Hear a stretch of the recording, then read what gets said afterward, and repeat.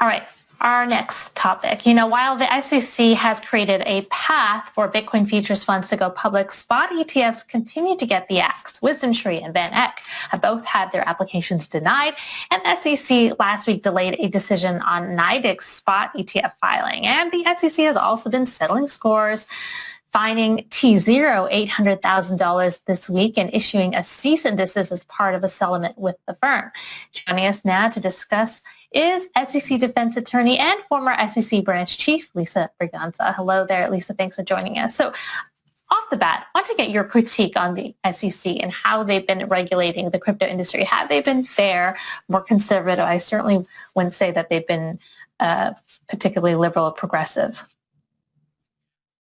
Well, they absolutely are more comprehensive these days. They are broader in terms of, what they are interested in looking at. Remember, it was just a couple of years ago where we had the avalanche of cases where they went after just about everybody who issued a token. So I think they are getting more targeted. The people at the SEC are more sophisticated. They're understanding better what's going on. And things like the Ripple case, really have a huge effect on them. They recognize that they can potentially get major pushback. So Lisa, just to kind of tease that out even more, we've actually had a couple guests on the show saying that, saying what you're saying, but actually in stronger terms, right? That the SEC is kind of cracking down on crypto, that it's become more enforcement oriented than ever before. One guest used the word repressive. In particular, they're comparing Gary Gensler to Jay Clayton. Would you agree with that assessment? I mean, that this is sort of like an enforcement era and the SEC is actually coming down really hard on the crypto industry. I'm not sure that I would equate Gary Gensler with Jay Clayton. I think they have a different approach. I think the SEC has been open to hearing from industry a lot more than under the Clayton era, and had kind of an open door approach. I think, though, it's always been an enforcement, regulation by enforcement, particularly in this space. Because you don't have the big established players in the space, and they're the ones that have the most control of the SEC, that have the ear of the commissioners most of the time. I mean, there's a theory of regulatory capture, and crypto hasn't captured the SEC. The big institutional players have captured the SEC. So, Lisa, one common theme that we see whenever an ETF is denied, a Bitcoin spot ETF is denied, is this fear of manipulation of the spot markets. How much of a concern is that really, and who does the SEC think is manipulating those spot markets? It's not clear whether that is a valid concern. I mean, we clearly have, these other regulators are comfortable. I mean, that's what we know, right? We know that the Chicago Mercantile Exchange and the CFTC are comfortable with securities that are based on Bitcoin. So from that perspective, the SEC is being, to some degree, excessively conservative, and withholding its approval of these ETFs. On the flip side, I think there are layers in between that protect the investor in the derivatives markets as opposed to in an ETF. And I think, that what the SEC is trying to do is avoid approving something and then having a catastrophe. I mean, they are risk averse, and, crypto is not a risk averse space. So we have a clash there that just is going to continue. And it's something that Senator Lummis brought up, yesterday in the hearings on Jerome Powell.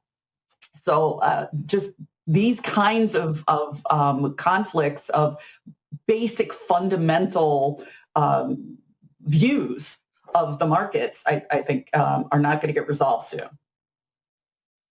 Lisa, you mentioned the Ripple case. Do you think there's any chance that Ethereum could be designated a security by the SEC? It sounds a little bit outlandish, but Gary Gensler has in the past indicated that he does feel that ETH is a security, and I've heard some people saying that this isn't that such a crazy concept.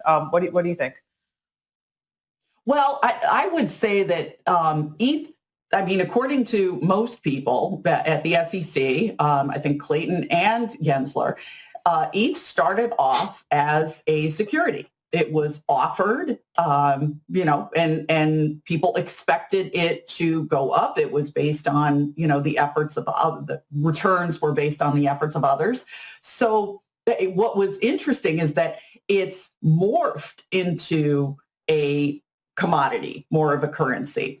And so I think that's the interesting trajectory that we may see with other tokens.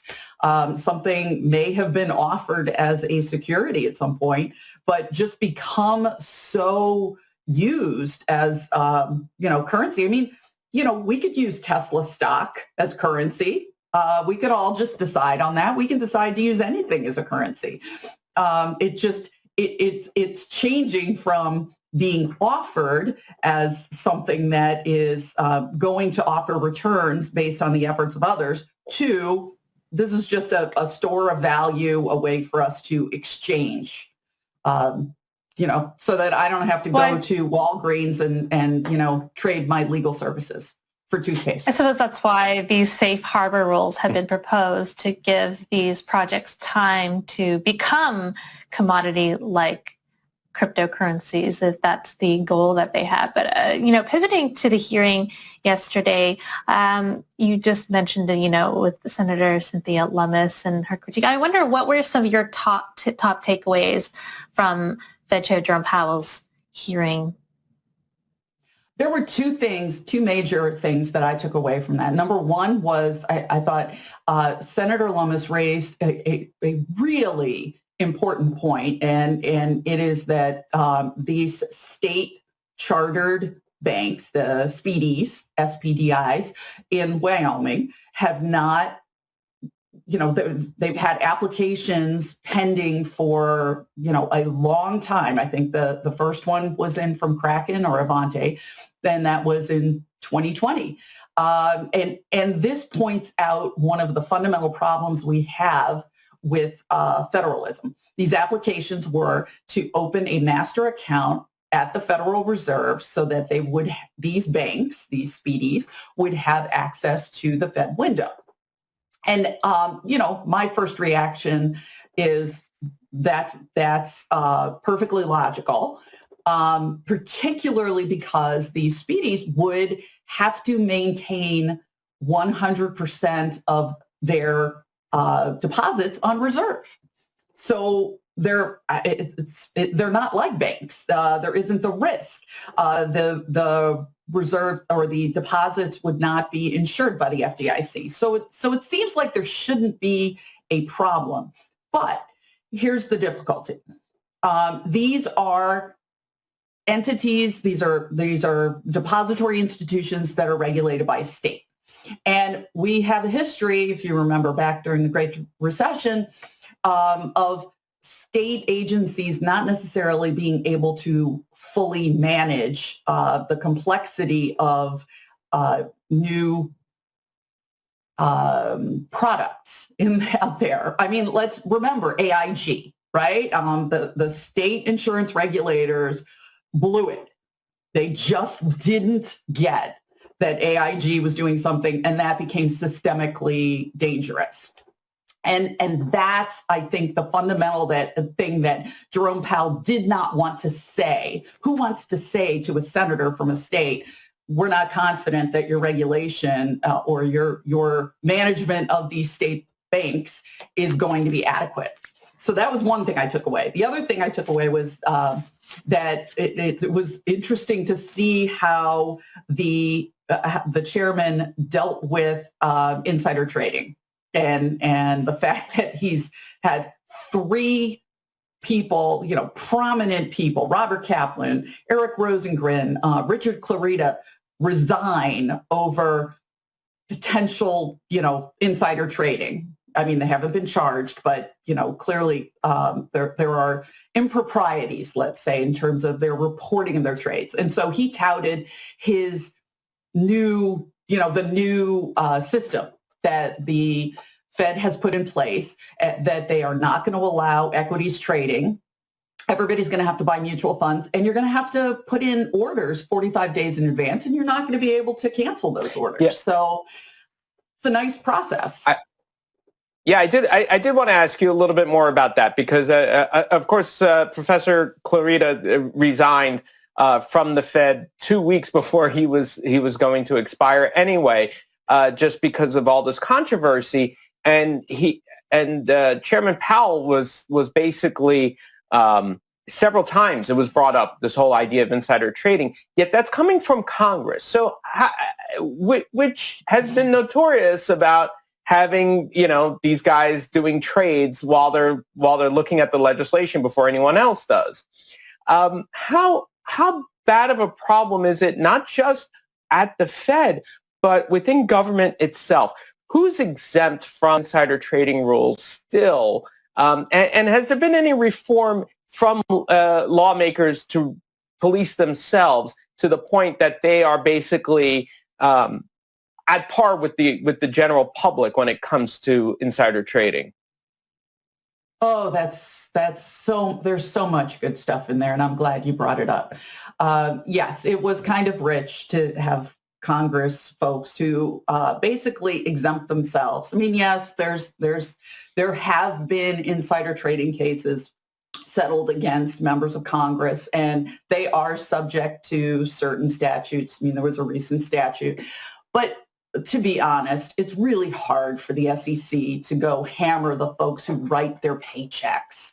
That is always going to be a problem. So even if the law applies, we really do need some more buffered group to be able to bring those types of charges and do those investigations. And maybe that can be a group within the SEC, but that's why we have inspector generals.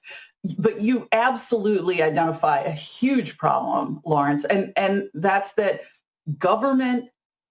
people in government get inside information, material, non-public information all the time. And that just was not a priority, addressing that, for the last, I would love to say just a short period of time, but, it's been decades. We've talked about it, we know about it, and nothing's happening. If we want to instill confidence in our government, this is a way to do it. Congress can adopt the same kind of process that the Fed has. And I thought it was really quite lovely the way that Chairman Powell just laid out this wonderful system. And, the elephant in the room was Congress doesn't have that. So it was quite lovely. Yeah, and I'm sure, among the crypto community, they're very upset when they see these things. It's very hypocritical, especially when they've been denying spot ETFs for Bitcoin because of market manipulation and such. So anyway, Lisa, we got to wrap it up there. Thank you so much for joining us. That was SEC Defense Attorney and former SEC Branch Chief, Lisa Braganza. All right.